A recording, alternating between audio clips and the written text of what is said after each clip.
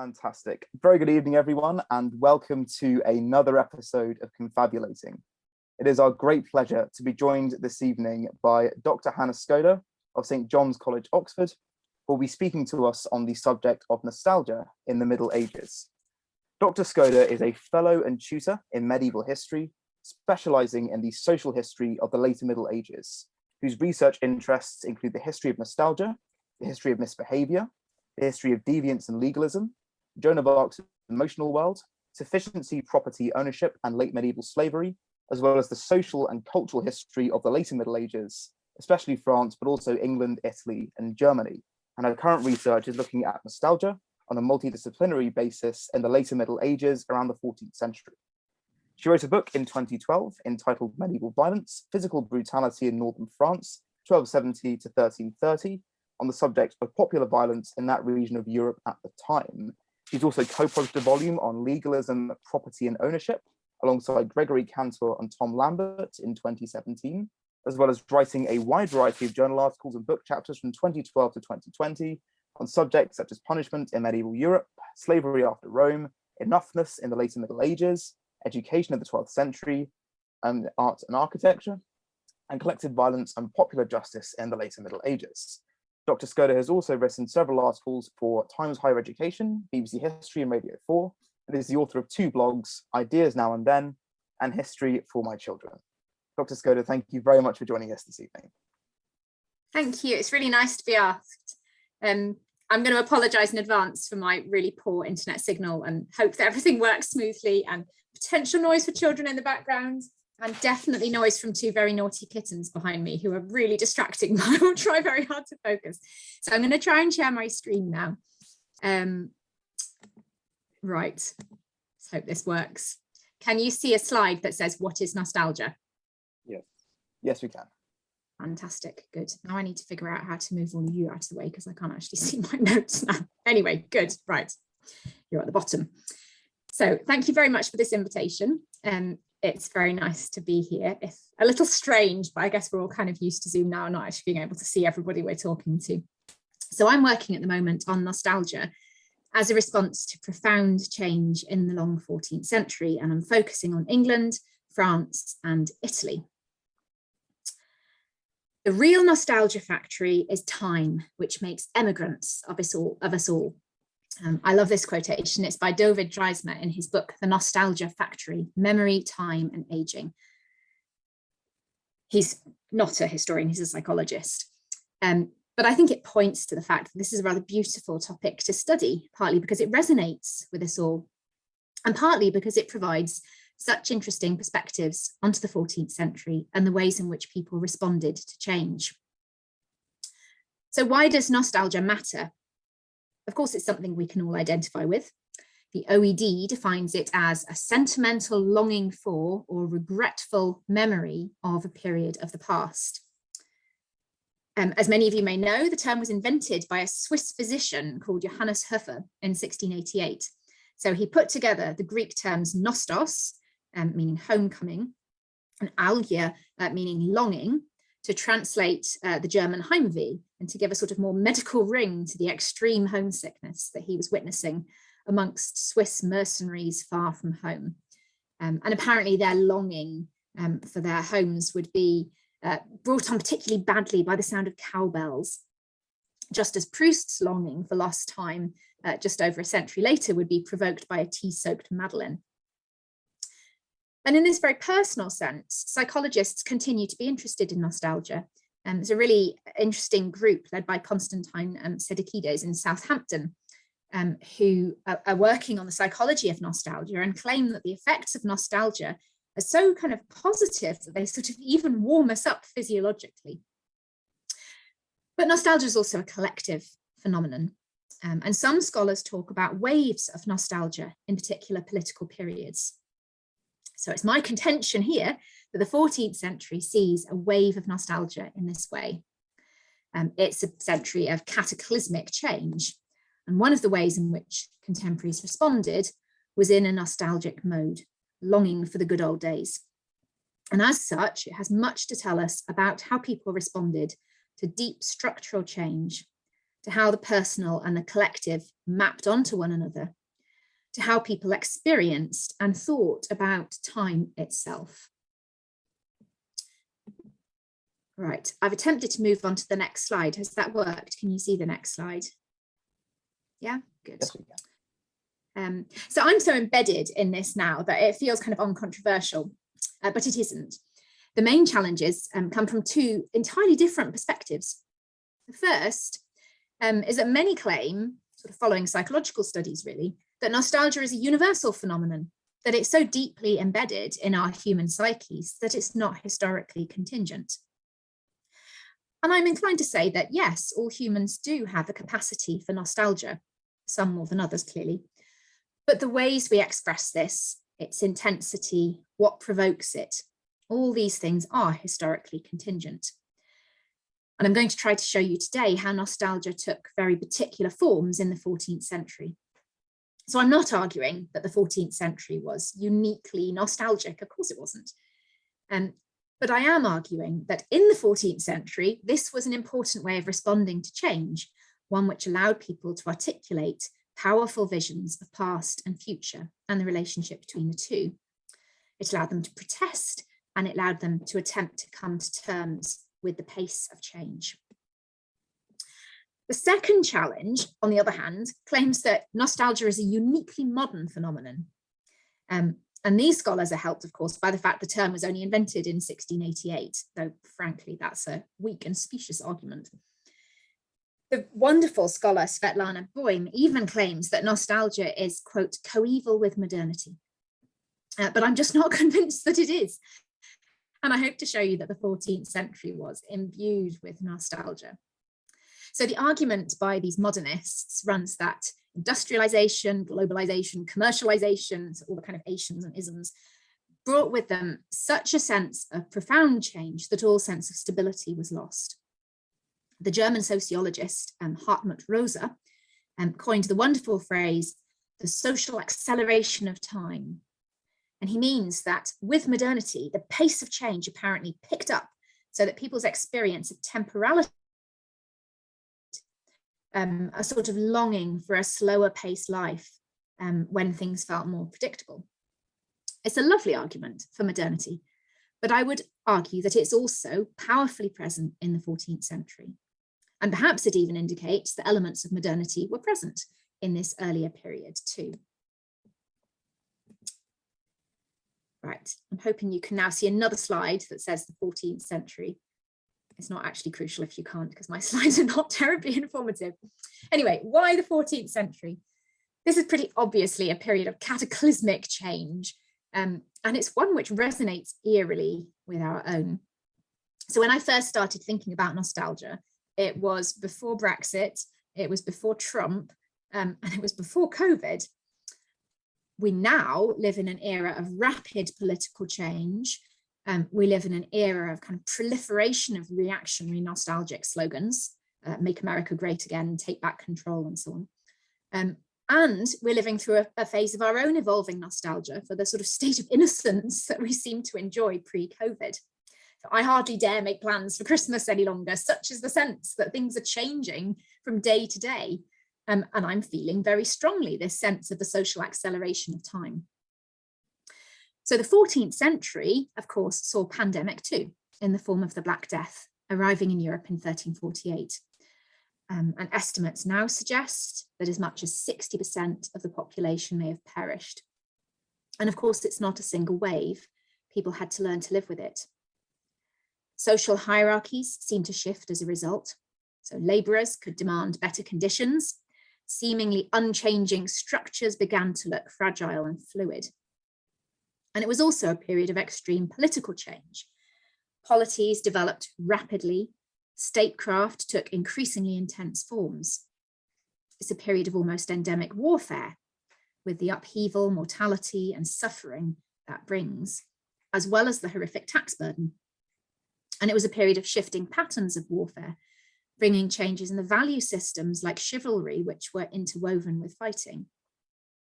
And it's a period of the sort of intensification of urbanization and commercialization, with their attendant practices of lending at interest, inflation, often through debasement of the coinage, and so on. And all these things produced a kind of deep sense of change and uncertainty. So all this profound structural change, or at least the perception of structural change, produced a wave of nostalgia. So there's obviously no single term for nostalgia in the Middle Ages, but there is a kind of proliferation of phrases relating to nostalgia, which crop up in literary texts, Chaucer, Boccaccio, Machaut, and so on, in sermons, in moral treatises, in political petitions, even in legislation, and so on. Phrases like the former age, how I long for the good old days, the golden age, ubi sunt, so where are the whatever we lost of yesteryear. Phrases like the former age rebukes the new, or the good times are all gone away. In olden days, everyone acted well without deceit or envy. There, once upon a time, fortune and grace reigned among lords. Oh, this is my favourite. It sounds like a music hall song. Things aren't what they used to be. How I long for the good times again. That's from a 14th century sermon. And it's completely intriguing to find that we can trace these kinds of sentiments right across the social spectrum, and that they can be both reactionary in political outlook, perhaps unsurprisingly, but also profoundly radical in their vision of an alternative way of doing things. So what I'd like to do is introduce you to my book project, running through the 5 projected chapters to give you an idea of what I'm up to. So the book is structured around 5 ideals, and then the idea is that each of these provided the provocation for and a kind of core for a constellation of expressions of nostalgia. And I hope that I can adequately respond to the second challenge I mentioned, namely to show that nostalgia really was present and powerful in a pre-modern period. And then I'll finish briefly by thinking about genealogies of nostalgia. So this is my way of responding to the first challenge, that nostalgia is just a sort of universal human response. In the 14th century, people didn't invent nostalgia, clearly, and nor did they invent ways of talking about it. They drew on past tropes and past frameworks, often classical ones, to articulate a longing which was nevertheless very much of their own time. So, right, my first ideal is a pastoral ideal. So I'd like to think about the kind of nostalgia generated by the perceived intensification of urbanization in this period. So towns flourished with significant migration from countryside to city. And I would argue that this generated a kind of longing for a pastoral idyll. As towns grew, country life seemed to offer an appropriate model for dreaming of what had been lost. Many contemporaries self-consciously drew on Virgil and Horace, classical writers, in their evocation of a pastoral idyll. And alongside these classical origins, of course, lay the idea of a kind of Eden-like prelapsarian paradise. And it's in the sort of interstices between these tropes that the idea, or between these contexts, that the idea could really gain critical purchase. So one of my inspirations for thinking about nostalgia in the first place was the work of Raymond Williams. In his book, The Country and the City, first published in 1973, he discusses literary images of countryside and city since the 16th century, and in particular, the idealization of the countryside. And he was inspired by a sense that literary evocations of the countryside were so radically different from his own lived experience in the Black Mountains. So the looking back to what he calls, quote, an idealization of feudal and immediate post-feudal values of an order based on settled and reciprocal social and economic references of an avowedly total kind, is described as kind of retrospect as aspiration. So this idealization of the countryside is retrospect as aspiration. Anyway, medieval pastoral nostalgia is doing something different, but Raymond Williams gives us some kind of revelatory insights into the ways in which this contrast between kind of filthy town and lost pastoral idyll could be reified to give grit to political critiques, both radical and reactionary. as well as to kind of obscure the discomforting heart of problems. So Raymond Williams sees this as a way of sort of diverting people's attention from what's really going wrong. So in the 14th century, we find a figure like Jean Froissart writing that car ce sont villes de grands noms, pleines d'orgueil et de penée, et les hommes y sont très felons, qui ne s'entriment de rien nés. So he says that towns of great renown are full of pride and power, and the men in them are criminal, they're wicked, and they don't love one another or trust one another at all. And he contrasts this with a rural idyll, which he sort of evokes with great lyricism. It's a period when attitudes to an interest in nature seemed to intensify.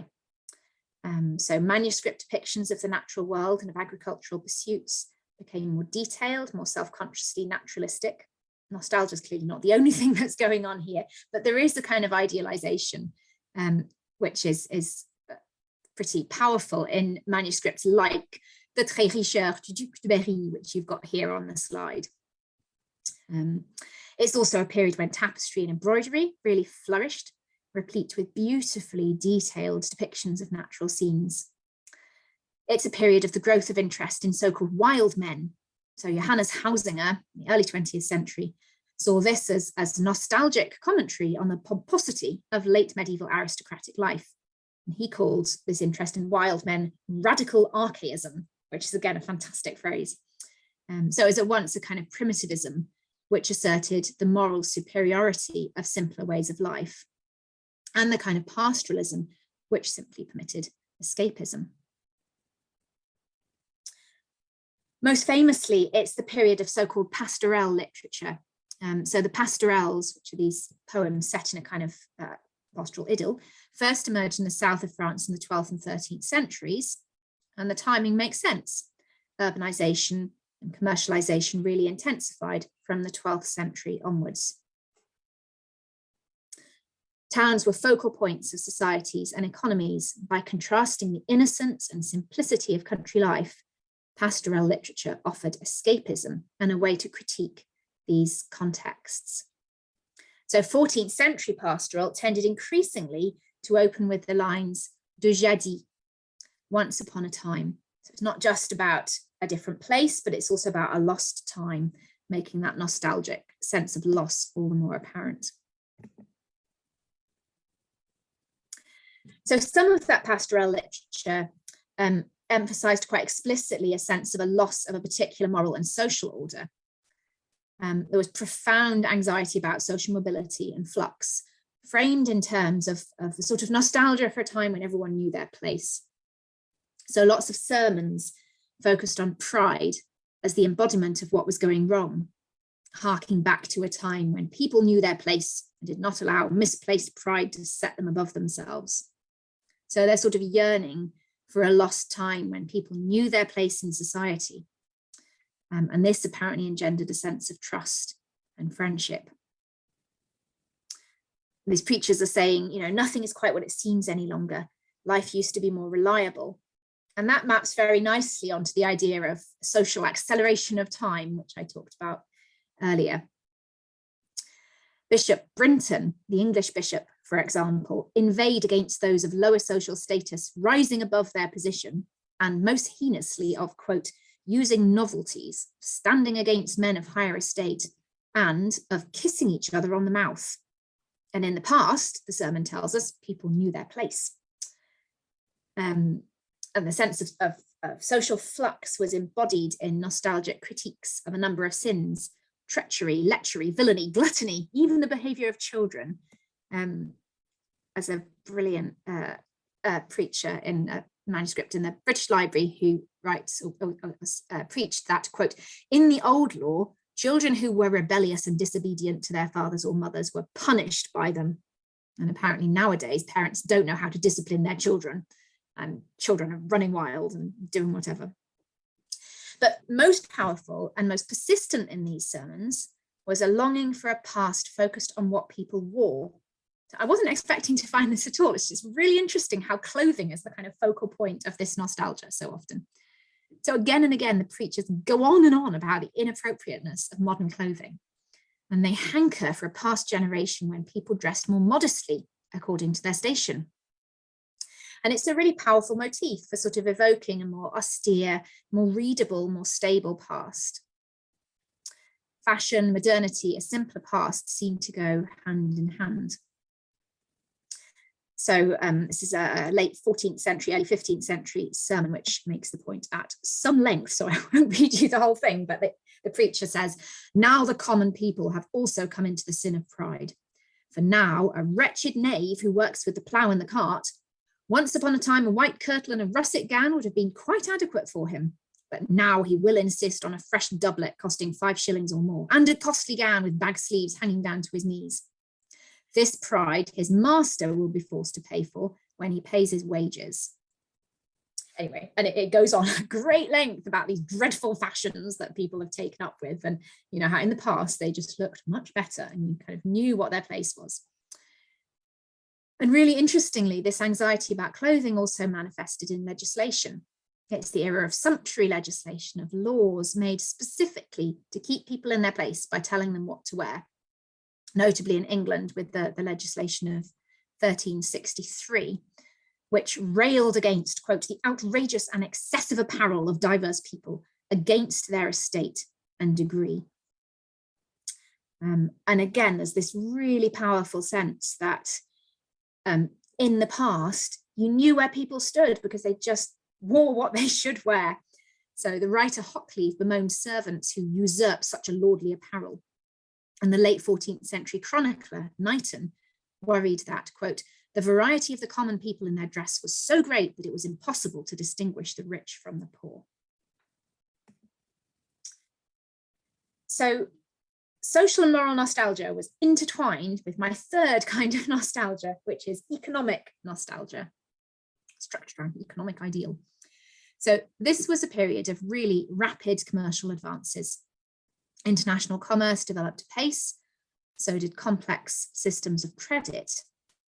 It's the era of the first super companies, as well as huge international banking houses. And at a local level, it's the heyday of the medieval merchant. But this brought with it a deal of suspicion, a kind of longing for the good old days when there was no inflation, when prices were just, when lending at interest was banned, and so on and so forth. And obviously, you know, such days never really existed, but that's not quite the point here. So there's a vernacular treatise on the 7 deadly sins at St. Albans, which elaborates on this theme. Nothing can be relied on any longer. And, quote, "the just weights and measures of the past are now filled with froth." So it's a kind of, you know, he's talking about ale, basically, that people are trying to fill up the thing with froth rather than giving you proper ale. In the past, you could have relied on it, it would have been ale, but those good old days are gone. And he's using that as a sort of metaphor for a more general criticism. Gower, in the Miroir de l'Homme, summed up the feeling that in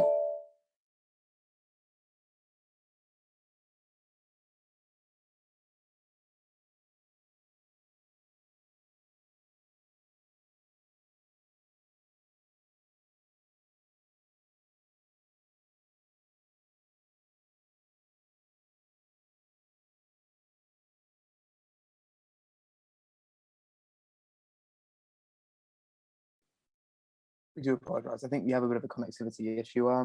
Hope you'll bear with us just a few minutes, just whilst we sort of figure out what's going on.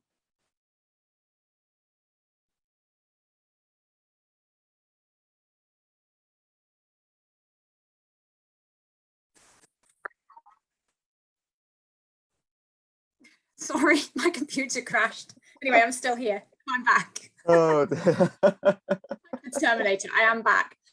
And hopefully it won't do it again. Is that all right? Should I just pick up from where I stopped? Yeah, please do carry on. As I say, I think it wouldn't be a Zoom meeting without a technical blip somewhere down the line. There's got to be something that goes wrong, isn't it? So I'm going to need to reshare my screen, aren't I? Okay. At least we're so used to this happening now, as you say. Right. Can you see an economic nostalgia slide? Yes, we can. Good. I was in full flow as well. Never mind. Okay. Yeah. Okay. So this theme of economic nostalgia is encapsulated in Chaucer's lack of steadfastness. So Chaucer writes, Let's find the quotation. At one time, this world was so steadfast and stable that a man's word was sufficient bond. Now it is so false and deceitful that in effect, word and deed be in no way alike, for the whole world is so turned upside down by willfulness and corruption that all is lost for lack of steadfastness. Truth is put down, reason is esteemed a fable, virtue has now no dominion, pity is exiled, no man is merciful, through covetousness discernment is blinded. The world has made transmutation from right to wrong, from fidelity to instability, so that all is lost for the lack of steadfastness.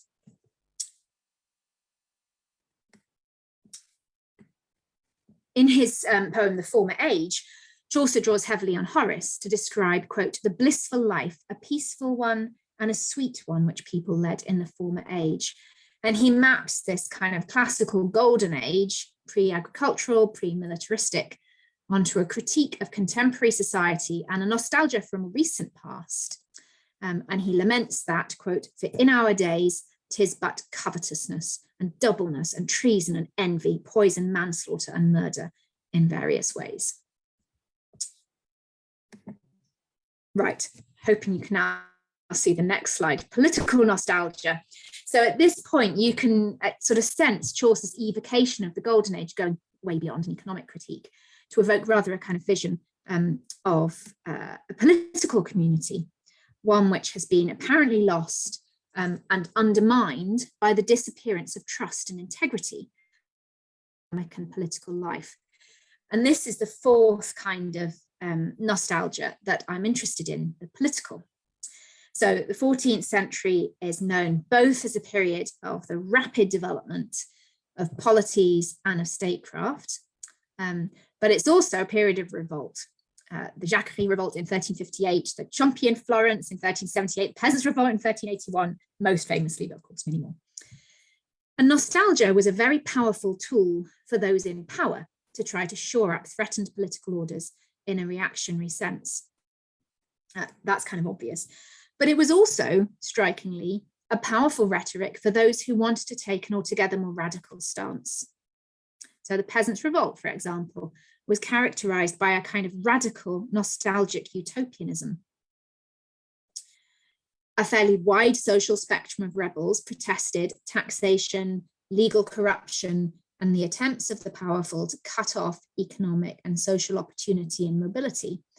And the rebels called for a return to fairer times, both through petitions referencing the more recent past and by evoking a nostalgic utopian vision of a very distant past. So the preacher John Ball famously called, when Adam delved and Eve span, who was then the gentleman? So my point is that nostalgia can be deeply subversive when configured in a particular way.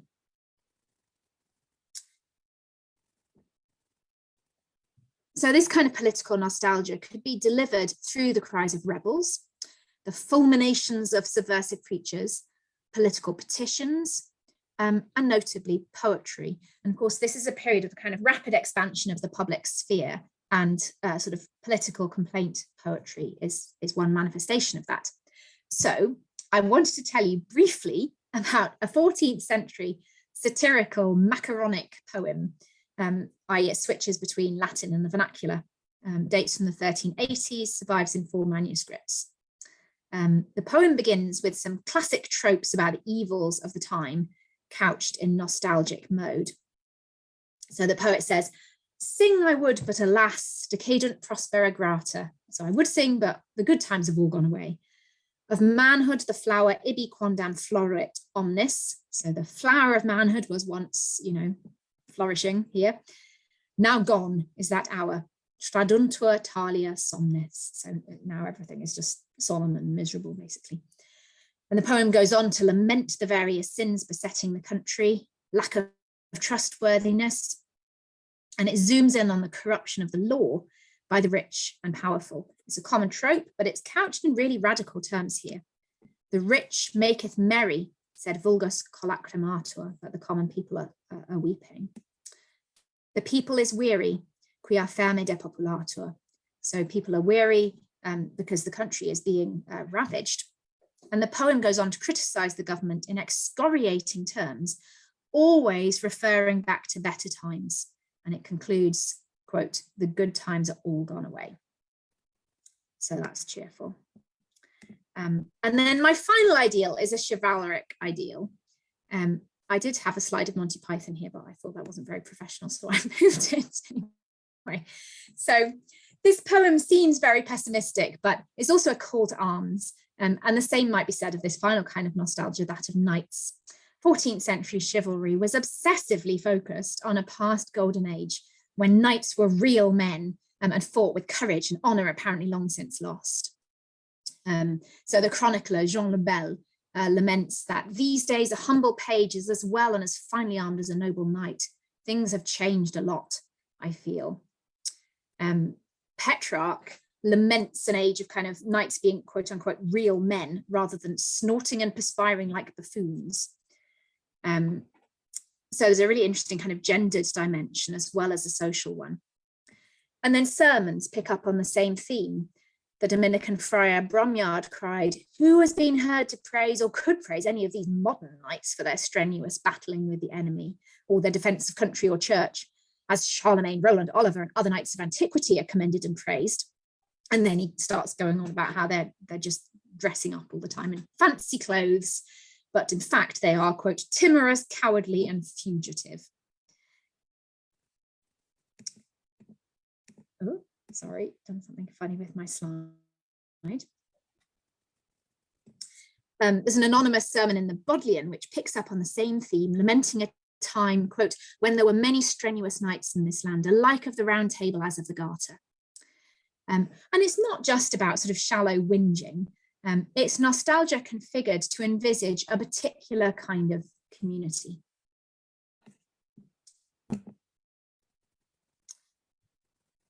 Right, so I hope I've convinced you that nostalgia was powerfully present in the later Middle Ages. But how was it articulated? Clearly people were drawing on long-standing tropes and ways of articulating their feelings. So nostalgias, plural, kind of resonated across the centuries.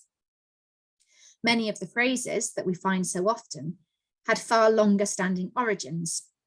The good old days, the good times have all gone away, il buon tempo antico, le bon vieux temps, the former age, the sort of melancholy little phrase ubi sunt, the laudatio temporis actis, and so on. None of these are phrases invented in the 14th century.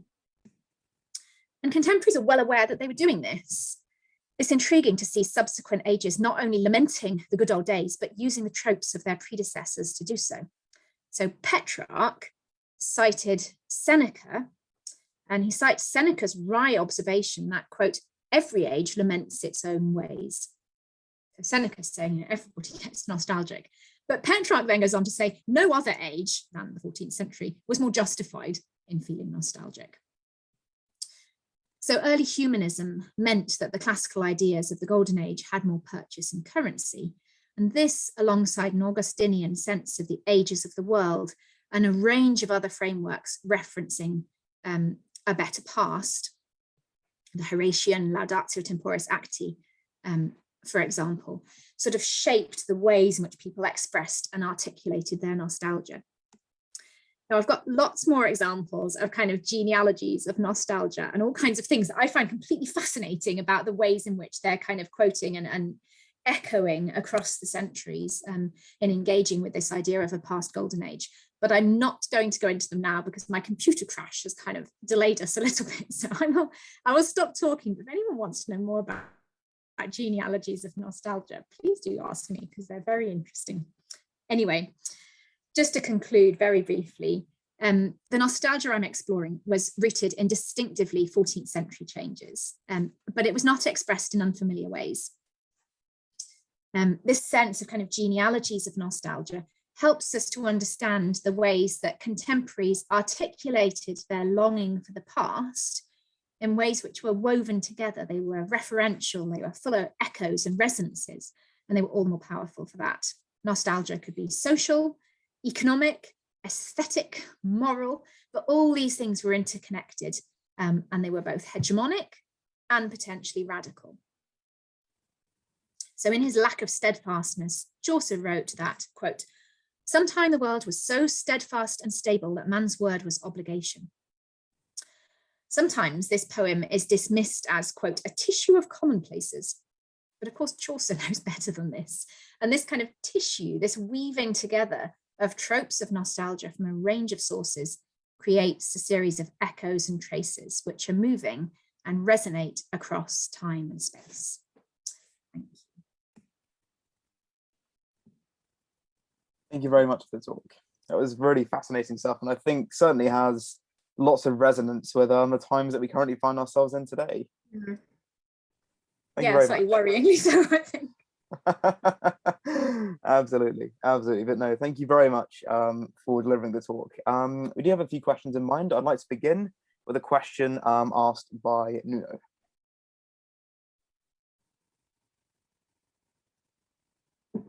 I was on mute, I'm sorry. My question is the following.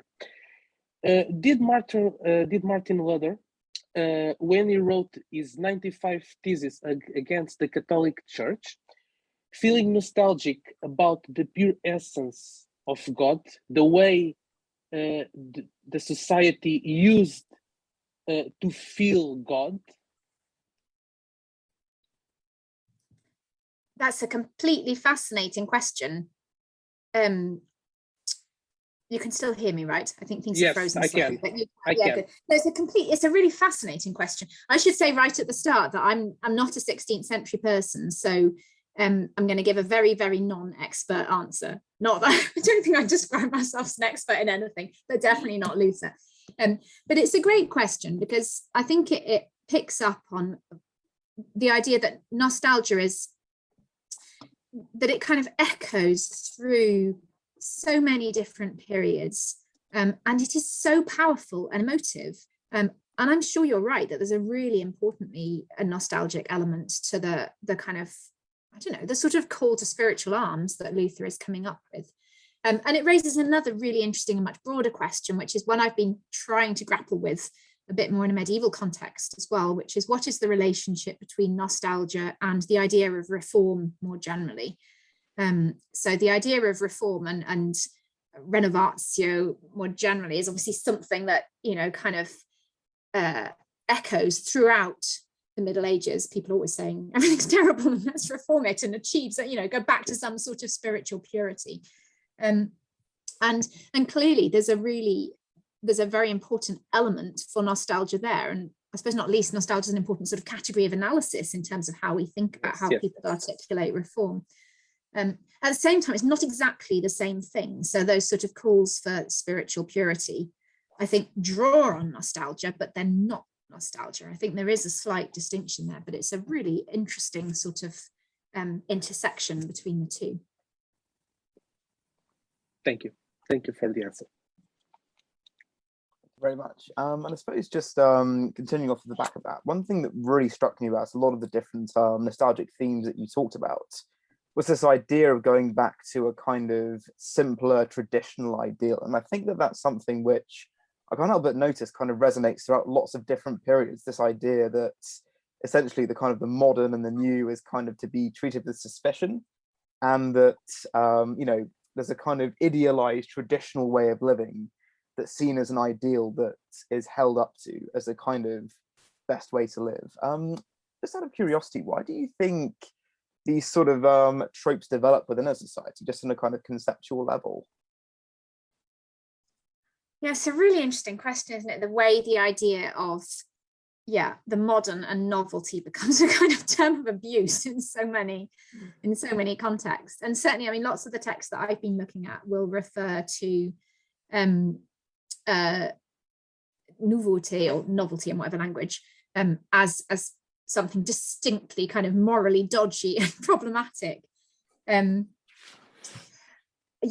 mean, in a very broad conceptual sense, I think the kind of way of thinking that I find most compelling and useful, both in a scholarly sense, but also in a kind of personal sense, trying to explain why I respond in particular ways sometimes, is this idea of the social acceleration of time. So I think the idea of the modern and novelty and so on is a a way sort of semantically of picking up on a sense that things are changing really, really fast. And that I don't know, change in itself, I don't think people necessarily do find problematic, but change which is just so fast that you can't kind of get a grip on it, that's terrifying. And I think that's a reasonable response, to find that really alarming in most circumstances, even if it's a good thing, but just to find it nerve-wracking. And I'm pretty sure that's what's going on in the 14th century, that when they're using the word nouveauté or novelty as a kind of term of abuse, what they're objecting to is the fact that it just seems to be so kind of overwhelming, like this tidal wave of change, things happening really, really fast. And at that point, it's a really kind of fundamental set of reflections on how we experience time. Right? We all know that our experience of time is socially conditioned and personally conditioned in all kinds of ways. And what this nostalgia seems to respond to is a sense that experience of time itself is sort of becoming so overwhelmingly fast that nothing is predictable any longer, and everything sort of feels alarming. And the thing about nostalgia is that even if you're kind of imagining stuff from the past, nevertheless, it's already happened. So, it's kind of inherently reassuring, and it's slower paced because it's there for good or bad. Yeah, sorry, that's a kind of all over the place answer, both in a conceptual sense, but also in quite a personal sense. I mean, it seems logical to me. Oh, not at all. I think that absolutely hits the nail on the head, I think, especially and in the context of the 14th century as well, when I think, as you identified there, so many things were changing so rapidly with the kind of the Black Death, various popular revolts, the growth of kind of banking and sort of big merchant cities and things like that. I imagine that it must have been a time where, people felt almost slightly kind of unhooked from the kind of time that they knew and remembered, and were kind of plunged into something very new and very sort of frightening and unfamiliar. It's, I think it's a really fascinating dynamic to have. Yeah. Absolutely. And I suppose another thing, sort of question from there, is that was this something that was sort of fairly consistent across different demographics, or do you find that there were kind of differences in kind of class and gender and things like that, and how they perceive nostalgia in this period?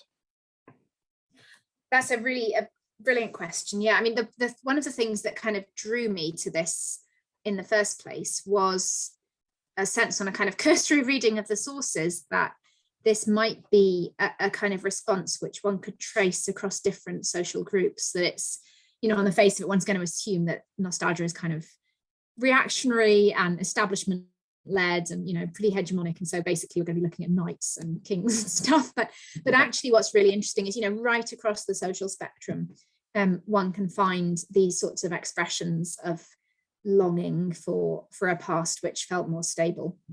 In terms of how that longing is articulated, I'm sure that it certainly is sort of socially distinctive. I mean, I suppose really obvious points to say might be that, the kind of chivalric nostalgia, which I sort of whizzed through towards the end, obviously that is, particularly intense. Intensely articulated amongst a particular social group, i.e. knights, or like aspiring knights and so on. And I suppose across other social groups, what's really striking is the way nostalgia itself can be contested. So I found that the thinking about political nostalgia really striking, because again, one would assume that political nostalgia is going to be, well, based on what it's been like for like the last 5 to 8 years, really reactionary and kind of backwards looking and really problematic. And there's certainly a lot of that in the 14th century. There's a lot of people trying to kind of clamp down and return things to the way they were, sort of thing.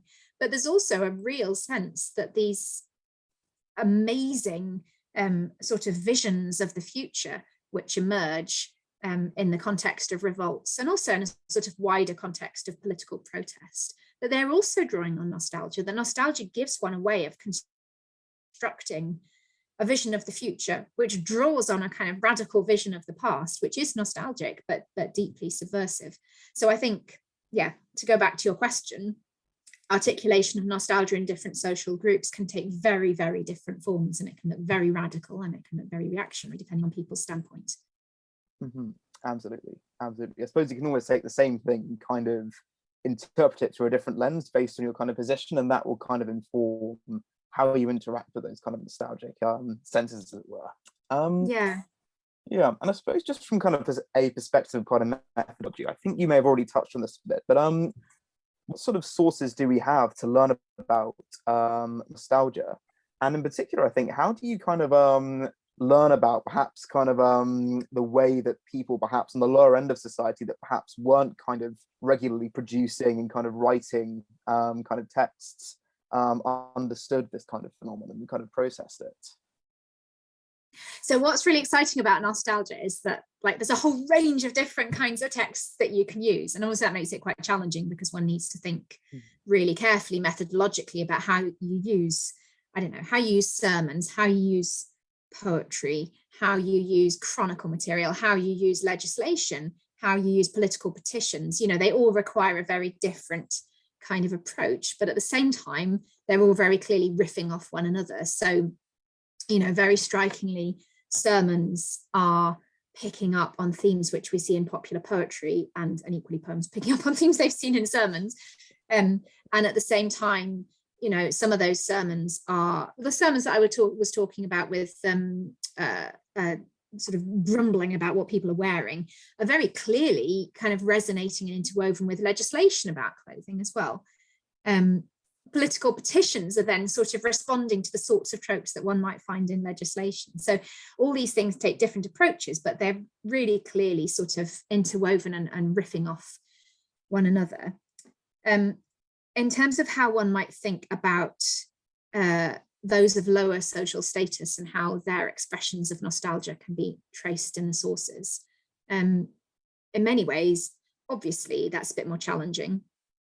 But there are plenty of ways in which one can encounter this. So, I mean, sermon material in the 14th century is an incredible source, not just for religious history, but also for thinking about social history more generally, because these preachers are so keenly aware of their audiences, and they're preaching for mass audiences, and they're also trying to entertain them as well. So they're really sort of taking the trouble to engage with concerns of those right across the social spectrum.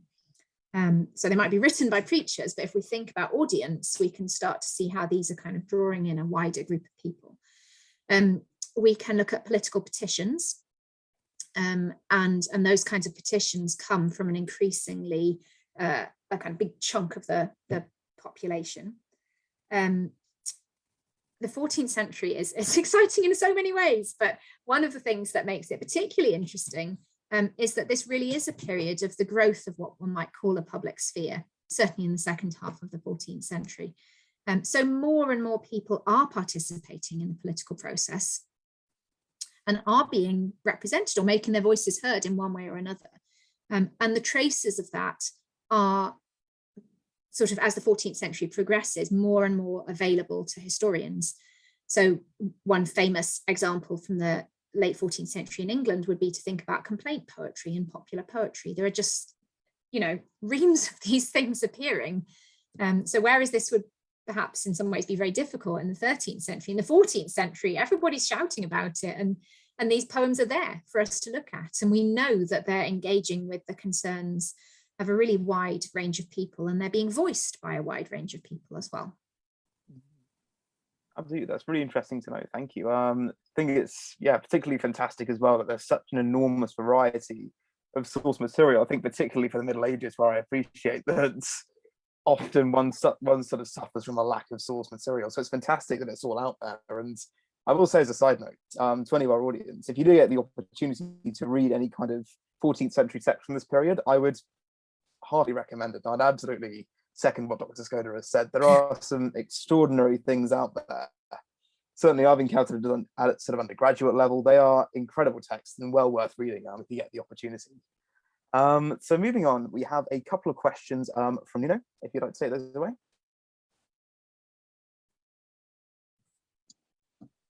My question, I have two questions.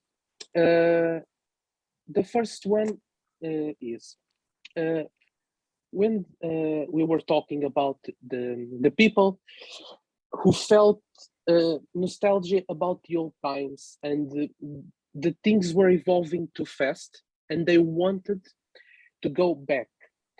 does this apply, for example, to Petrarca, that basically he's known, his name is like, is the father of Renaissance.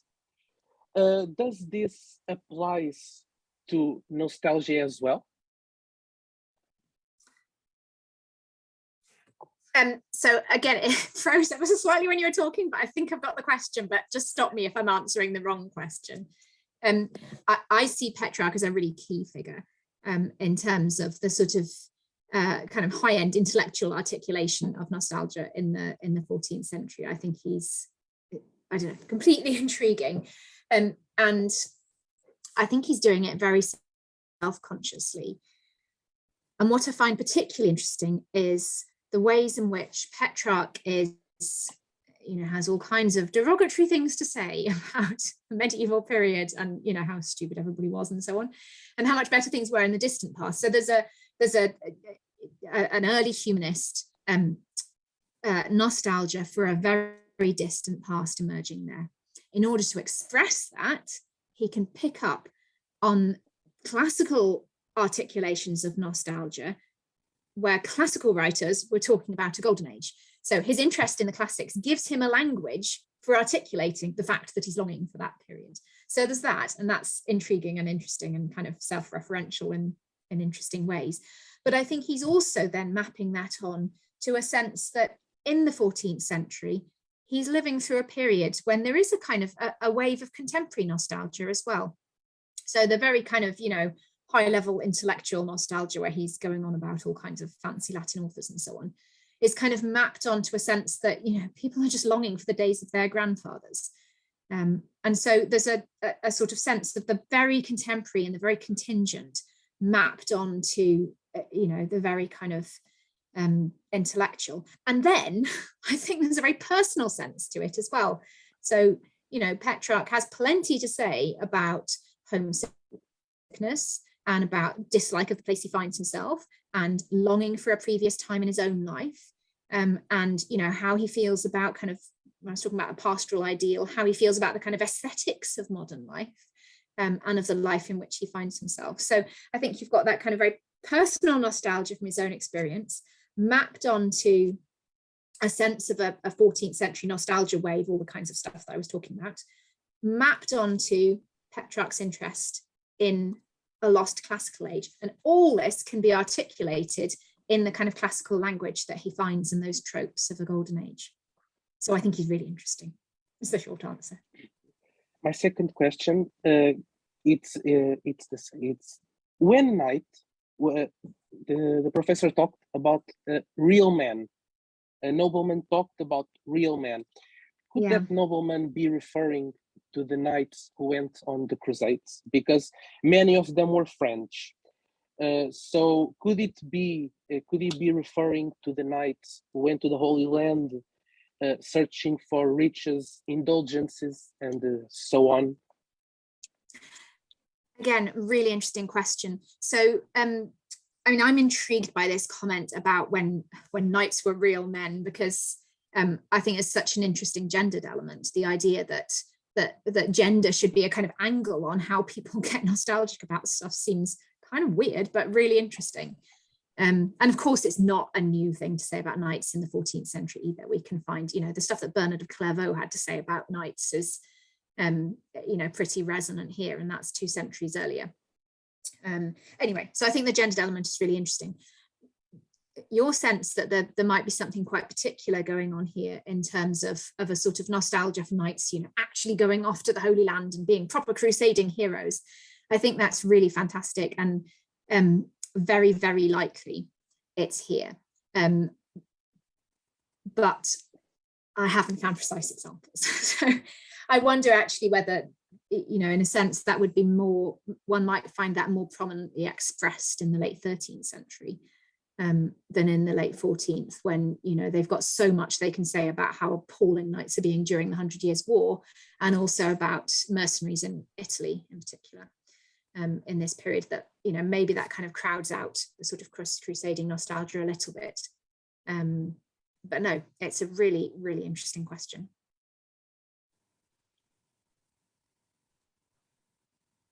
Thank you. On the subject of knights, one thing I find sort of extraordinary about sort of England in the 14th century is there was this, as I understand, there was this massive revival in sort of Arthurian kind of myth and legend, where that became really big all of a sudden, along with kind of reference to the 9 worthies, these sort of 3 pagan, 6 Christian kings that were meant to be these sort of models for rulership. I suppose my question would be, do you think that kind of fits into this kind of model of nostalgia? And are there kind of comparable things going on with kind of popular myths in kind of France and Italy? Yes, is the short answer. It's a great question. And again, something super interesting that's happening in the 14th century. So we can add it to our list of things that make the 14th century amazing. So there's this huge expansion of interest in Arthur, isn't there, in 14th century England, and in political circles in particular. They're not limited to those kind of upper echelon political circles. And I think what's so interesting about it in an English context is the way in which these somewhat obsessive references to Arthur can be used to kind of construct a particular vision, not just of kingship, but of political community and governance, which is clearly aspirational and which is, thoroughly espoused by, let's say, quote unquote, the establishment. But it can also, it's a double-edged sword. It can work as a really sharp way to critique what's going on and to point out everything that's wrong, and corruption and misunderstanding of how rulers should operate and take advice and that sort of thing. So it's a really interesting example of how nostalgia can be a great way of making very pointed political criticism. I don't think it operates in exactly the same way in France and Italy, but it's a really interesting thing to think comparatively with. I mean, in Italy, it's very striking, isn't it? The way different regimes in different cities do or don't pick up to quite the same extent on Arthurian stuff. And you can see some regimes getting really quite obsessed with it and commissioning, frescoes of Lancelot doing whatever. And in a sense, that producing then a very particular kind of set of aspirations as to what they want their political community to look like. I suppose in France, I mean, Arthur doesn't carry the same kind of, particular connotations in France, obviously, though the whole kind of constellation of Lancelot and all the rest of them do. So it's sort of less precisely pointed in that sense. In France, they're faced with very, very particular sets of issues around the kind of failure of rulers to protect their people in the 100 Years' War. Mm-hmm. So in that sense, I think perhaps they're quite keen to be a bit less explicit about all of this, because it's going to cause so many problems if they do. Mm-hmm. But I think fundamentally, it's a really interesting question, because actually it shows this particular Arthurian nostalgia is clearly present in all these 3 contexts, and is a way of pointing out what is distinctive and different about the visions of political community in England, France, and Italy, and their kind of aspirations, but also precisely what it is that they're being criticised for. Mm-hmm. Absolutely. I suppose just finally sort of moving on to kind of genealogy, I'd be interested to learn a bit more about that. I suppose kind of when figures like Petrarch were kind of referencing back to kind of earlier kind of individuals, what was the kind of chain that kind of led them back to the kind of original sort of criticisms that were, and who were they who were they sort of referencing and hearkening back to, and why? So if I give you a list, I'm probably going to miss off some crucial name, but I don't know, Virgil, Ovid, Horace, I suppose would be kind of at the top of my list of classical authors who get cited very, very regularly in terms of articulating a particular vision of a golden age and a kind of longing for the past. And of course, part of the claim of early humanists is that they're kind of rediscovering these things, but they're not, basically. So I don't think anyone's ever really stopped using kind of Horatian tropes of how things were so much better in the past. or, you know, using kind of Ovidian ideas of what a golden age looked like. But the intensity with which they're doing it is really picking up in the 14th century. The other thing that's really striking, of course, is that when I talk about genealogies, which, by the way, I like to think of not just as operating across time, but also operating sort of synchronically across space, because they're all quoting each other, and you know, all kinds of resonances from different kinds of texts within the 14th century as well. But anyway, it isn't just about classical tropes. It's also about biblical tropes, and it's also about a kind of Augustinian sense of, you know, the decline of the ages. Basically, things are always getting worse. It's obviously quite a lot more complex than things are just always getting worse. And that sort of Augustinian framework for thinking about the seven ages is not remotely new in the 14th century, but is being articulated and used to kind of express a sense that things are particularly bad now and we really long for the past, but often in conjunction with these classical tropes as well. And that plays out in particularly fascinating ways in the sermons. So most of the sermons that I quoted today, they're clearly responding to 14th century circumstances, but they're couching it entirely almost in quotation from, you know, particular passages from Augustine or whatever sort of church father talking about the decline of the world. Mm-hmm. Absolutely, that's really fascinating stuff. Thank you. I'm afraid we've reached our hour for tonight, which is a real shame, as I have many more questions, and I'm sure it'd be fascinating to discuss this in more depth. But I'm afraid we've kind of reached our time for tonight. So I'd like to thank Dr. Skoda very much again for a really fascinating talk and Q&A. I'd like to thank everybody for tuning in and listening, and we hope that you'll join us again when we resume confabulating in 2022.